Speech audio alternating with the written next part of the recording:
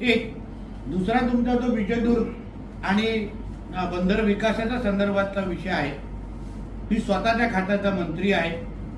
विजयदुर्गची जी पूर्ण जे प्रकरण आहे आज NCLT मध्ये असलं तरी संबंधित सगळ्या अधिकाऱ्यांशी माझं बोलणं झालेलं आहे। मी तुम्हाला एक विश्वास देतो की विजयदुर्ग आणि रेडी पोर्ट आणि रेडी बंदर हे दोन्ही बंदर एकाला चालू केलं जाईल आणि रेडी बंदरची क्षमता वाढवली जाईल।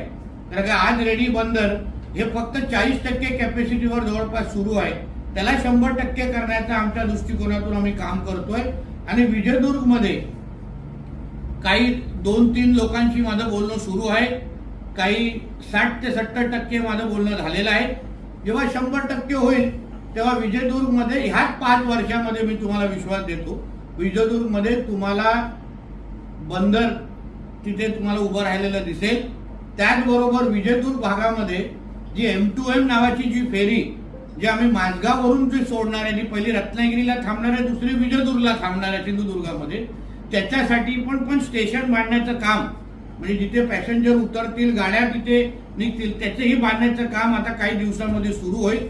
म्हणजे एकंदरीत सिंधुदुर्गातले हे जे काही महत्वाचे 2 बंदर विकासाच्या दृष्टिकोनातून जे काही लोकांची अपेक्षा आहे तर दोन्हीवर माझं फार बारकाईने लक्ष आहे। अभिनय तो कमी नाही, म्हणजे पहिलं हे खातं राणेसाहेबांकडे होतं, त्यांनी ती चालना दिली आणि आता पुरं करण्याचं काम माझं आहे। आणि म्हणून माझी ती नैतिक जबाबदारी आहे की हे दोन्ही प्रकल्प मी माझ्या कारकालीमध्ये